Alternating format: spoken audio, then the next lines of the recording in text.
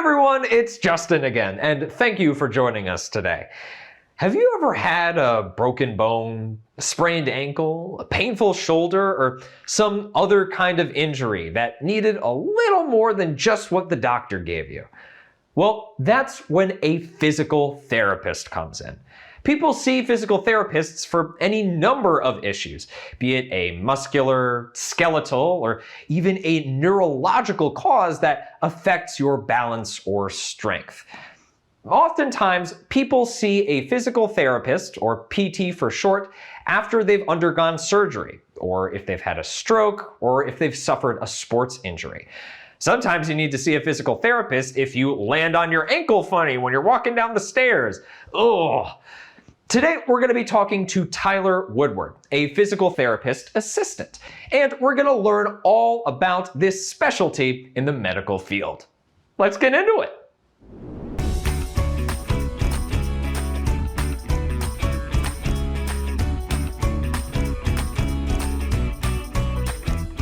Today's guest is Tyler Woodward, a physical therapist assistant. He helps people heal from all sorts of physical ailments, be it someone recovering from surgery or someone who's just stuck inside the home and needing to function more independently around the house. I see people here for their hips, their knees, their ankles, their back, their neck, their shoulders, their elbow. So it's really great as I get to help people coming from a lot of different places of injury and requiring rehab. So it's really great. Since Tyler deals with many different people and many different physical issues, his days are never predictable. So it's hard to say whether a day and how typical or normal it is, or if it's going to go how you expect. But pretty much the flow of the day is having a certain schedule set at the beginning of the morning and hoping it follows that way through the rest of the day. Let's find out more about what Tyler does during a typical or not so typical work day. We'll do things like soft tissue mobilizations, which a lot of patients will refer to as a massage, working on trying to loosen up the muscles and other soft tissue to be able to get people moving. We perform joint mobilizations, which help to get arms, legs, what have you, any joint in the body to move around a little better. And then we jump into a lot of exercises and stretching. There are a lot of table exercises we'll typically start with because they're a little easier to perform. We'll go into exercises and standing. We have so much equipment in the gym that we have available to us. But what we enjoy most is trying to figure out how many exercises we can implement without any equipment at all, just using our own bodies.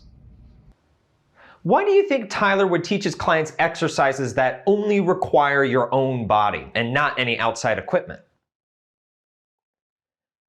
If you thought something like, oh, that means they can do these exercises at home, then you are right on. Now, I think it's super interesting to discover why people choose their careers and how those plans can change over time. As a little kid, actually, I wanted to be in the Army because my brother was. So I would get like all camo everything to be like him. And that's what I always aspired to be until I'd say until about high school, when they began to introduce us to different careers and different fields. And that's where I took a little closer look at the medical field, because I wanted to be the biggest impact I could on people's lives to help them become themselves again. So Tyler knew he wanted to do something in medicine, but he wasn't really sure what that would be. There were a couple different things I was considering, one actually being an anesthesiologist, to considering nursing, to actually ending up with physical therapy. After doing a little bit of research, I realized I didn't want to be as on the front line dealing with like open wounds and stuff, rather than helping people with exercise. Eventually, he took a summer internship to see what doing a physical therapy job would be like, and he found out that he loved it. Typically, in a physical therapist's office, you will find physical therapists and physical therapist assistants. What's the difference between the two? The physical therapists are capable of day-to-day treatments, performing assessments, and as well as evaluations for when the patients first come in the door. The physical therapist assistant primarily works on those day-to-day treatments following following that initial evaluation. The physical therapist will set the plan of care, and the physical therapist assistant helps to carry that out, whether it be with exercise, manual therapy, stretching, what have you, whatever you can come up with. In order to become a physical therapist, you need to earn a DPT, a doctorate in physical therapy. This can be done by completing your bachelor's degree and then going on to grad school for another 3 years, or by combining your undergrad and grad school experiences for an uninterrupted 6 years.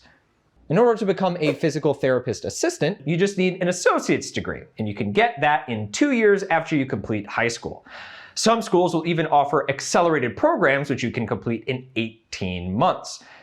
And of course, some people march to their own drummer. Tyler actually chose a route that's different.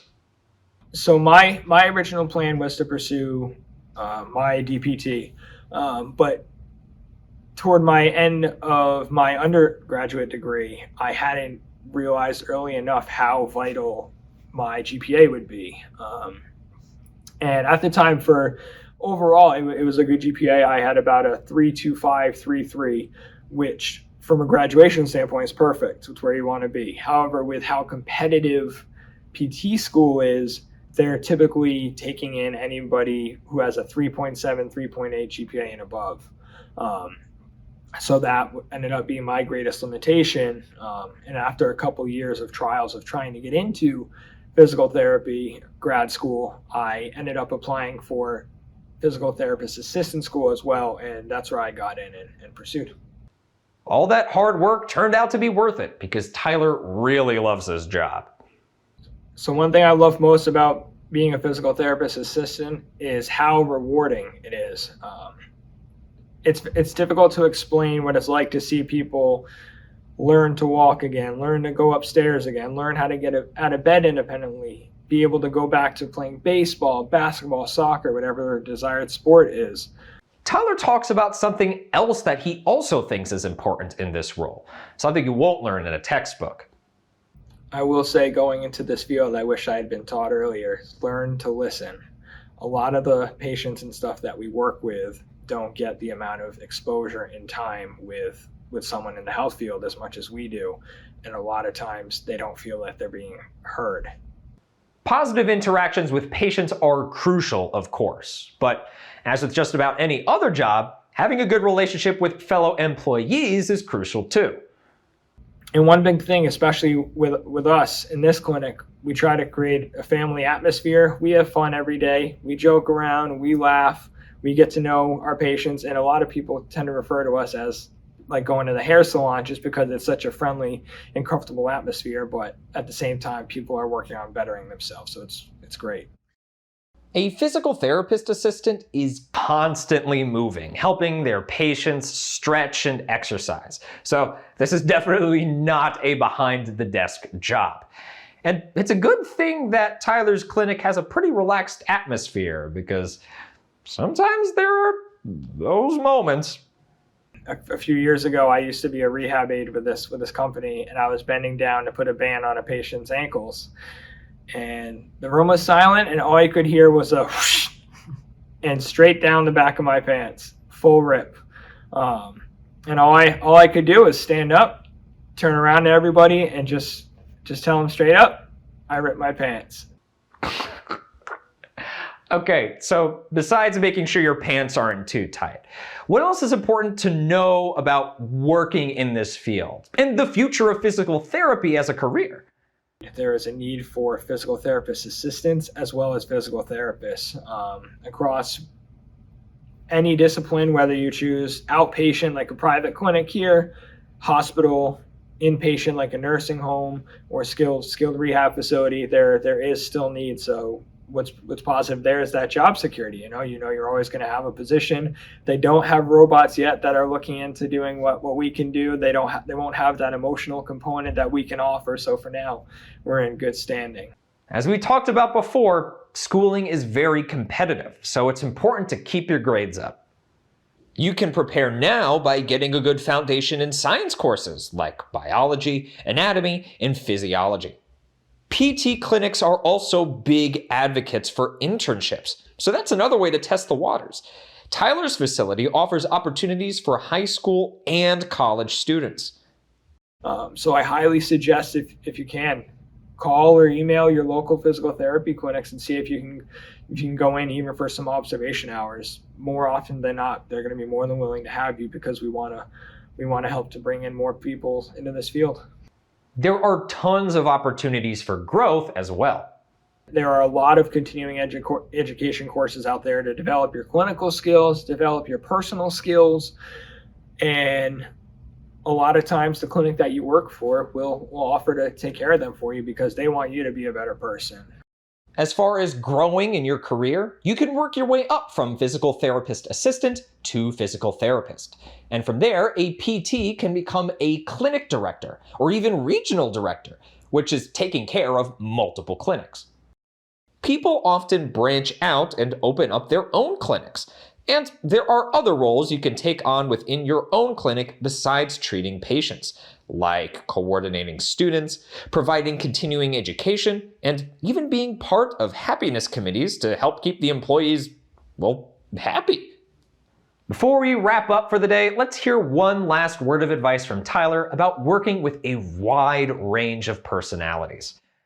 There are many different variables that could occur, but the most important thing is to keep things objective. What's really important is not to bring in any biases or try to take things at more than face value with the patients, because things are not always going to go perfectly, but it's being able to adapt in that moment and kind of realize why you're there and why they're here for you, and to look past some of those things. Thank you so much, Tyler, for your valuable insight into this field of physical therapy, as well as telling us what it's like to be a physical therapist assistant. If you want to learn more, be sure to check out the PDF that accompanies this lesson. It's got information about average salaries and growth rates for this very rewarding profession. That's all for me today. Thank you so much for joining us, and I will see you next time. Hey, hey.